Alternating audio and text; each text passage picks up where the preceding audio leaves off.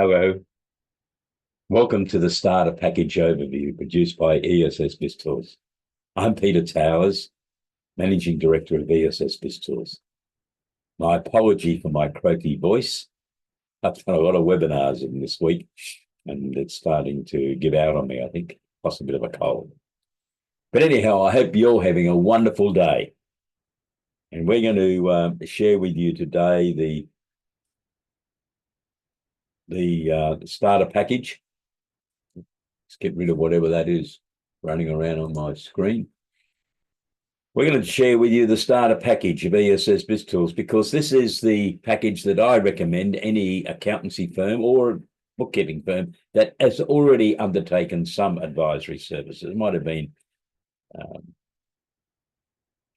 amending some cash forecast figures to go to the bank, or it might have been analysing some of the key performance indicators or whatever. But what we have within ESS BIZTOOLS is material that's going up some steps, and it's getting more detailed because we honestly believe this is what businesses need for their success in their business operations.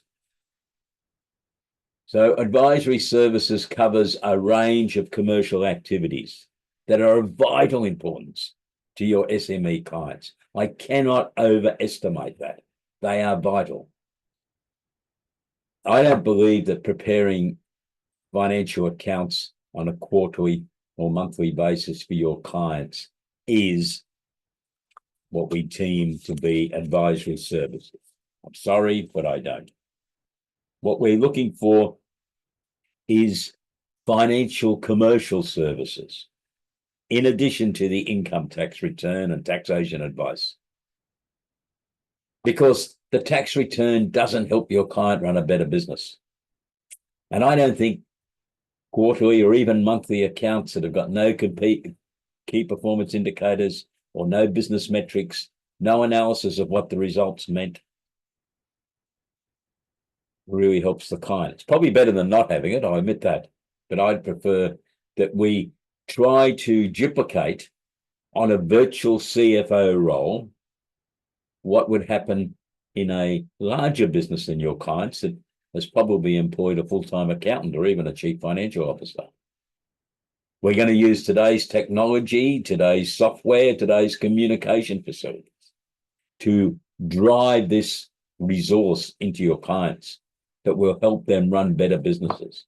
And gee, they need it at present, don't they? High interest rates, high inflation, a lot of business failures occurring.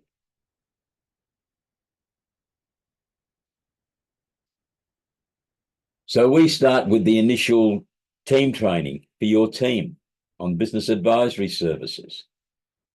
There's 13 modules in that because I found over the years it's very desirable to try to move your accounting team from basically this concentration on the preparation of the tax return and the annual set of accounts that goes with that, which is still very necessary, of course, but to have an understanding that they might be in contact with the client. I don't think it'll be daily, but it could be weekly, but definitely monthly throughout the year, not just once or twice during the year, every month during the year, because there's information that needs to be prepared. So we take you through that in the 13 modules. And we give your team a sheet whereby they can indicate whether they like doing advisory services or they prefer to be doing insolvency or tax work or self-managed superannuation funds or audits. Not everyone wants to do advisory services. I just hope that by really defining it as being financial commercial services within advisory, that might encourage some of your team to have some enthusiasm about undertaking a bit more training and doing a bit more reading and understanding what's happening in the wider commercial world. I think it will make them a far better accountant. In actual fact, I wish every accountant had to undertake 5-6 years in the commercial world before they become managers and supervisors and partners in accounting firms. I know that's not possible. It happened in my career because I, after 3 years in a chartered accountancy office, decided to move on into the business world. And I was very lucky. I got a great boss. He was the area manager. And we were in the meat industry. We were Australia's second largest meat group. And he was a very inquisitive man. I've never struck another man like him. He was always asking questions. And he'd seen that I was prepared to respond to those questions. And that was important, I think. So I created a whole range of key performance indicators in our meatworks that we previously did not have. And we had 20-odd retail butcher shops in the area that I was in. We put a lot more controls into them to really know what was going on, daily, weekly. At the end of the month, it all had to fall into place because we'd already done the analysis daily, weekly. We knew what, with our pricing we had, the products we had, what we paid for cattle or sheep or whatever. We knew what the margin should have been. And if it wasn't, there was a review immediately. And that's what happens in the big end of town. But in lots of ways, all the big end of town are doing is what they perceive small businesses do. But unfortunately, most small businesses don't do it. The reason the big end of town can do it is that they've got accountants working for them that have set up the system. And that's what I'm urging you to do, to really have a good look at this and then embrace it with this concept. Because I think we will stop this business failure rate that's occurring. And I was very frightened a couple of days ago. I read an article in the News Limited media written by Jerry Harvey, the chairman of Harvey Norman, a man who's still very active. I don't think there's anything wrong with his brain, 85 years of age, still the chairman of the company that he started 60-odd years ago with Mr. Norman. They started off selling vacuum cleaners, door to door. What a way to earn a living. But now he's a billionaire. And he said he's got great fears for what's going to happen in Australia in the next 5 years. And he actually predicts that in 5 years' time, it's going to be a real troublesome market to be in. He doesn't think interest rates are going to come down. He doesn't think inflation is going to be controlled. He blames the government for spending too much money, spending money in the non-productive area instead of creating the money into private enterprise where the wealth is created. It's a good article. You follow it up on the internet. Perhaps you should send it to some of your clients. We also have the SME needs analysis. This is a document which was originally constructed by the Financial Management Research Centre, FMRC, at the University of New England. I've done a lot of work with FMRC for a long time. And Andrew Geddes is one of my key advisors. And with Andrew's permission, we've made changes to that document over the years. And what it is a series of dot points that you could raise with your client. Actually, I give the sheet to the client. It's amazing what it looks like when it comes back a week later. I'll sit down and have a cup of tea or coffee or something a wee bit stronger. Always after 5, of course. But we could then work through with the client, because what I think we need to know is what really worries our clients. And it might be in an area we've never thought about. I've had clients ask me questions that are quite staggering. Like, what's debtors days outstanding? Because in our briefing document, in the SME needs analysis, we asked them, were they happy with the debtors days outstanding? And I've had people ask me how you calculate that. I had a lady in an audience that I was talking to in central Queensland in one of the mining towns on an Australian government-sponsored program a few years ago, who said to me, we were talking about, and we were running a course on corporate governance, on directors' duties. So there's about 40, 45 people there. And we were talking about debtors and directors' responsibility for asking questions like, what is the debtors' days outstanding? How come it's 64 days or whatever? Aren't our trading terms 30 days? Management needs to be asked these questions. And this lady said to me, well, what should the debtors' days outstanding be? I said, well, what's yours? She said, I don't know. I don't know how to calculate it. I said, oh, okay. And then she blurted out before I asked her. I didn't want to embarrass her. She said, I'm the office manager. I got no idea. I said, doesn't your accountant talk to you about it? No, he's never talked to us about debtors' balances or debtors' days outstanding. He's not interested in it. He does the tax return. Doesn't help us at anything. So I was getting close to morning tea time, and I could see the caterers were getting ready down the back. So I said, how about we stop now and we have our morning tea? So I went up to this lady and I said, now, you want to tell me some details? The turnover was about $8 million. Who owns the business? A father. Did she ever get worried about, I asked her what a debtors, do you know what debtors are, what they owe you? Oh, yeah.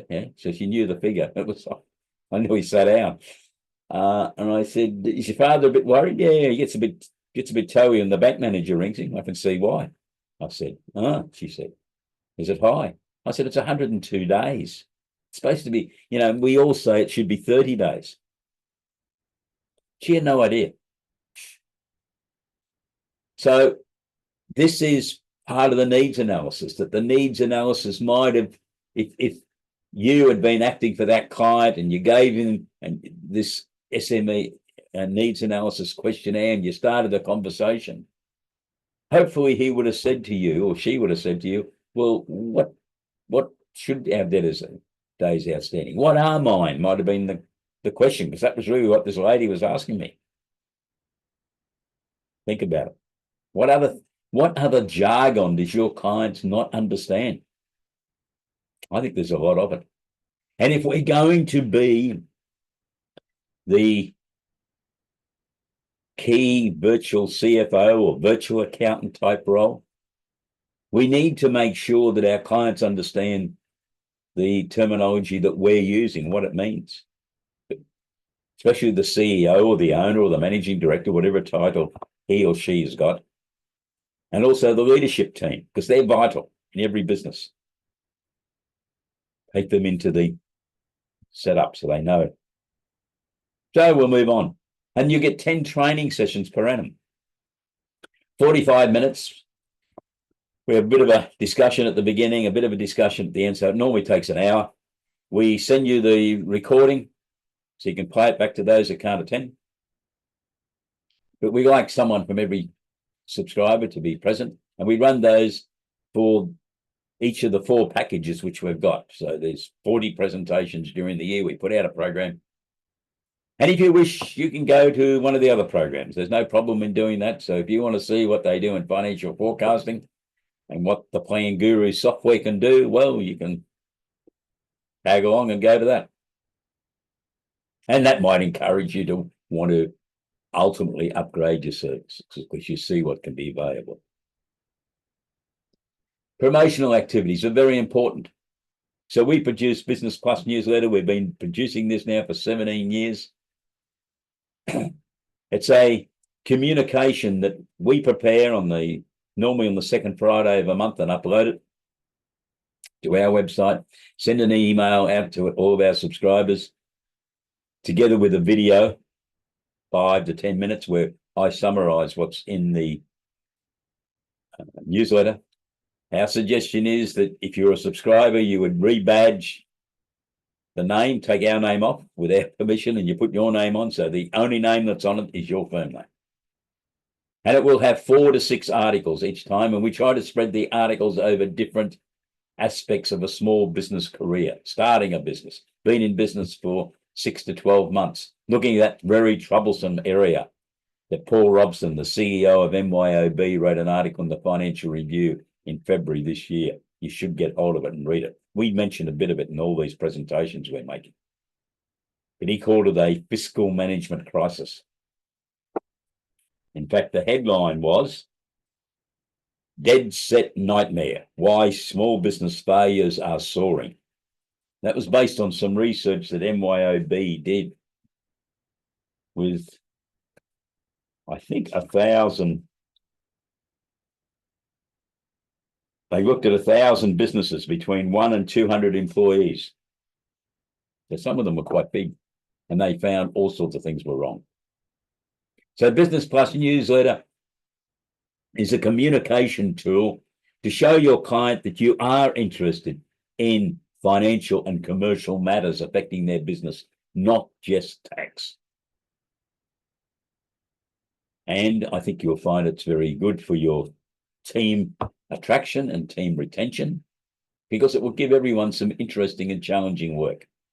We also have some client mentoring and coaching modules that are pre-prepared, ready for use, and client seminars. You get 12 of those that are all pre-prepared. You just go through and monitor what's going to be said, do a bit of testing on using Zoom if you haven't used it before. It can be a bit challenging some days, I found. I don't know why. Maybe it's me. And we also have ESS papers. Now, for a starter package subscriber, you've got access to 343 papers on about 60 different subject headings. Some of them are only 4 or 5 pages. Some might have 35, 40 pages in it, depending what the subject matter is. You can badge them and send them to your clients. You've just talked to someone about research and development. You've just talked to someone and he said he's just about ready to start exporting. You can immediately send him an article because it's in our system. You can pull it up on the screen and say to yourself, gee, we need to get that sorted out. And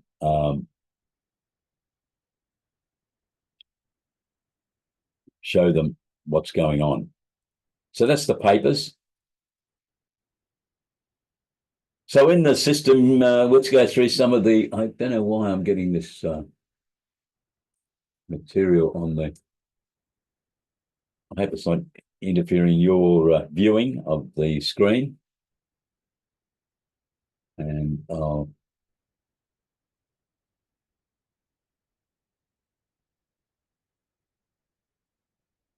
so we have the grant update report.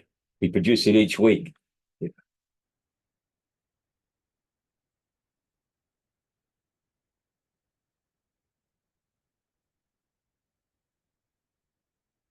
We've got the trades charge out rate calculator, which is very important.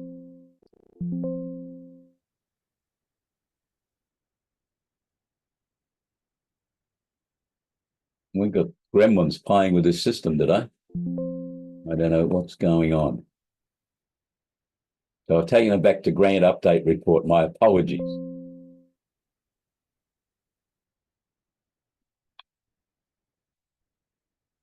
Dear, oh dear. I don't know what's causing all this.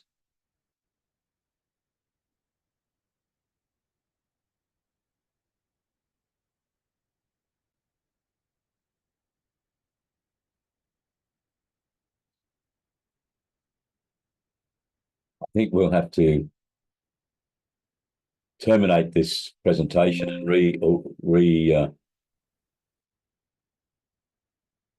organize it because it's not working right. Thank you.